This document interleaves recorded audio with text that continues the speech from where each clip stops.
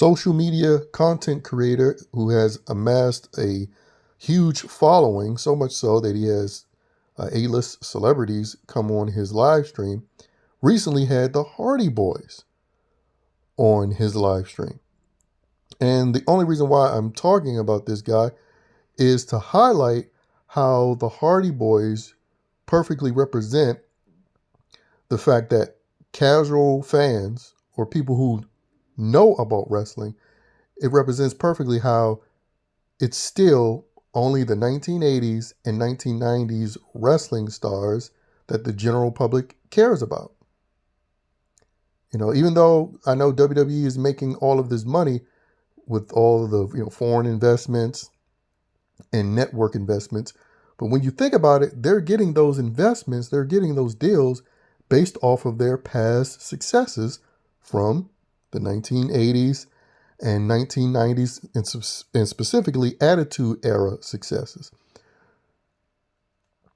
And the fact that the Hardy Boys, who aren't even in WWE right now, they're in TNA wrestling, a promotion that I know Kai Cenat and his followers have zero clue about.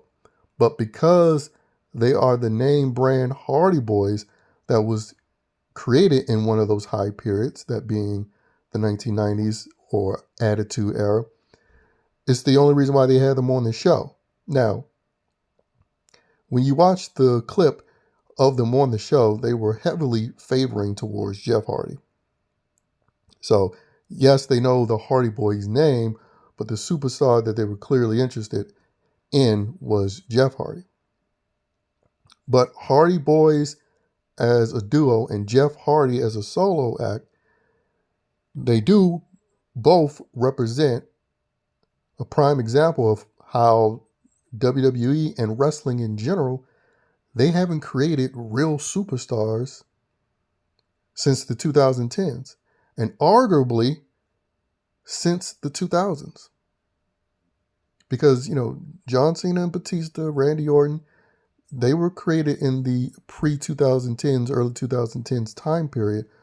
But as far as being superstars, purely successful and achieving their superstardom solely based off of wrestling, you can't even count those guys.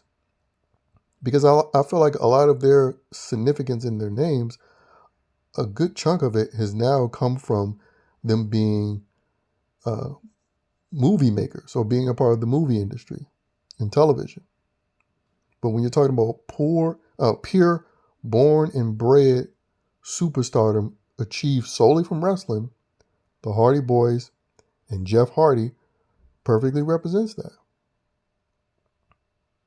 Because you can guarantee no current day wrestlers can get on a show like this where, like them or not, this is where the young and up-and-coming eyeballs are focused on, these live streamers. And almost to a person, they know who the Hardy Boys are, and they especially know who Jeff Hardy is. I mean, you look at a lot of the current day rappers, a lot of them sort of look like one of Jeff Hardy's various looks. And they've even mentioned that they are sort of inspired by him because some of them even have songs with the name Jeff Hardy in it, or a reference to Jeff Hardy or the Hardy Boys. And,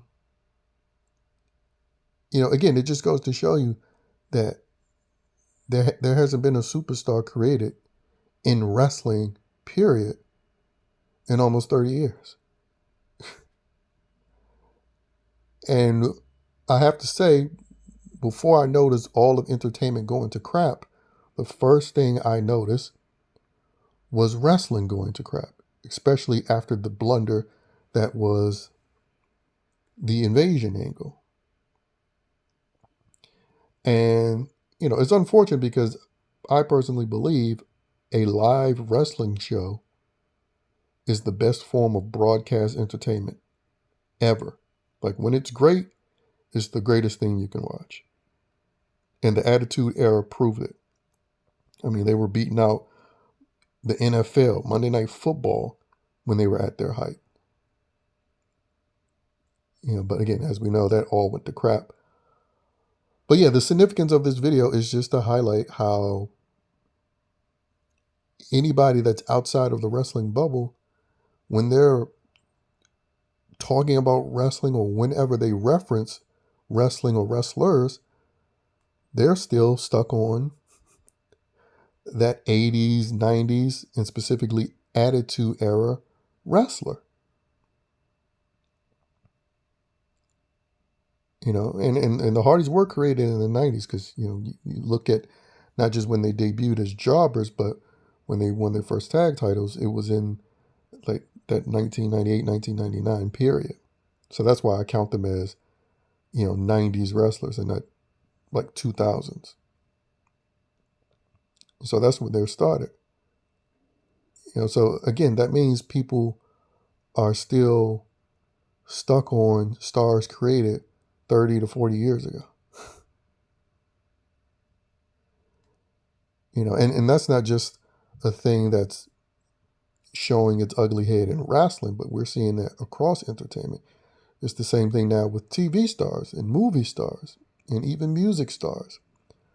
But, wrestling suffers the worst because, wrestling is still treated and seen as the lowest form of mainstream media entertainment. But it's significantly noticeable across the board. But to stay on wrestling, again, it really just goes to show you how much of the agenda pushing has really kind of killed one of their significant talking heads to push their agenda, that being the notable star. But, as we know, the beast works always, so the Kai Cenats of the world will just be snatched up and used as, the current day mouthpieces to push various agendas. But anyway, my whole point was to highlight how the Hardy Boys, even when they're not sort of officially in WWE and they're in a lower promotion that the general public don't even know the name of, like they know WWE still, they know the name. Some people still refer to it as WWF. And maybe a handful of people know AEW, but you can guarantee they don't know TNA. But because the Hardy Boys name is still a name that they know, no matter what promotion they're in, if one of these young guys that now has a huge social media following, who was probably fans of the Hardy Boys,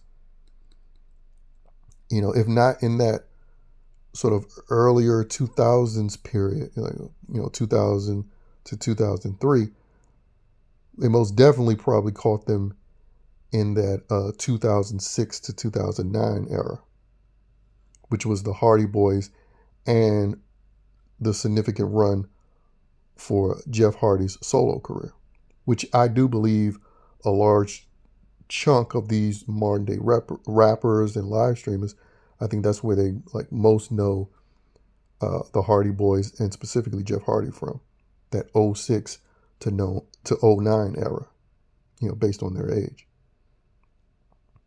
And then when you go on social media nowadays, people like to show highlights through short form content like TikTok.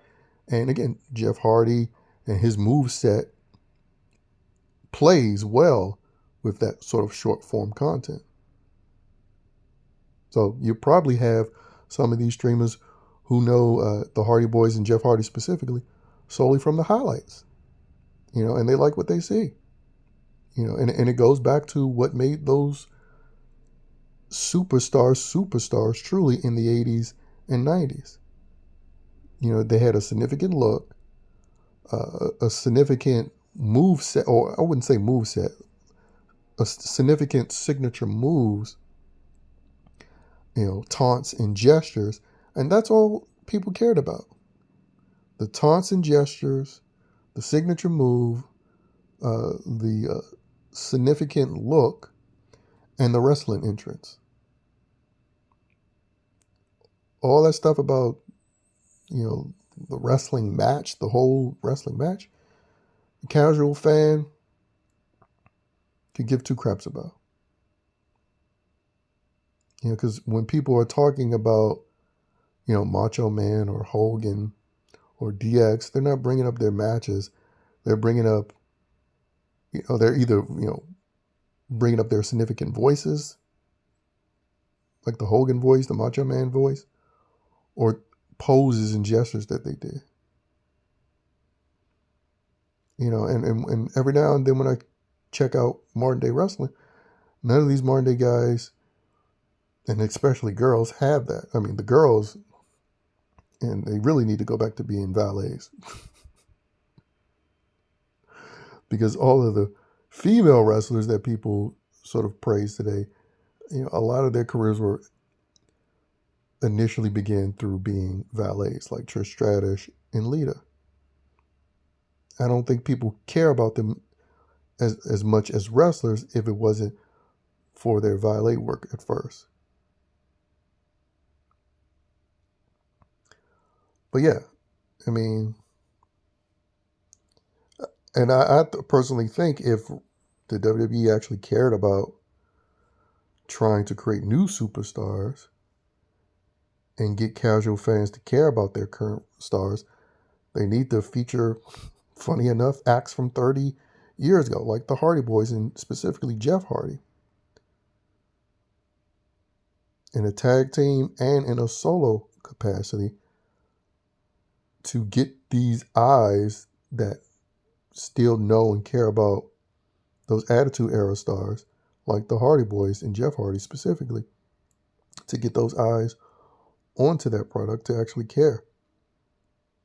But again, I don't think the WWE and the WWE hasn't cared in a long time about creating superstars.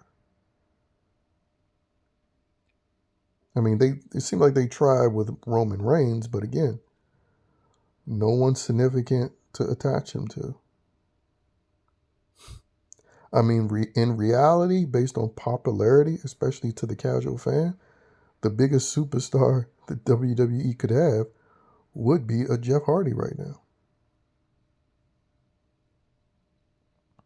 I mean, because we know how the one thing WWE never has lacked on is WWE production, and we know how production could do a magnificent job of highlighting all those highlights, and and even digging deeper into showcasing the fact that he's the youngest person that's ever been in the WWE ring as a true professional active competitor, not a gimmick like the 11-year-old, but as a 16-year-old, and they could use that to help sort of really bolster him up within the WWE product, and then showcase him and use him to put younger talent over after giving him a significant run as champion. But again, that's assuming they actually care about creating superstars. Because I remember years ago that they were more concerned with having the brand WWE be the superstar. Back when Vince McMahon was still in charge. But obviously, Vince McMahon is no longer there, and that seems to still be the mode of operation. And the people that currently run WWE, they're also involved in the movie industry, TV industry, who's also been more about the brand name and not the individual superstar. So that's the thing they're doing across the board. And as a side effect of all that, these social media content creators like Kai Cenat are taking advantage of it. They're no longer creating superstars through the standard mainstream media, so people are going over to social media and kind of finding and help support their own superstars, which of course the mainstream media snaps up immediately, but that's beside the point. But anyway, really something. I mean, could you imagine in the 90s having to go back to the 1960s because you couldn't build any new wrestlers within your current decade or the decade previous? You didn't have stars from that decade to pull from. It's like, no, you have to go 20 and 30 years back. That's basically where wrestling has been for some time now. Having to go 20 and 30 years back for any type of star power.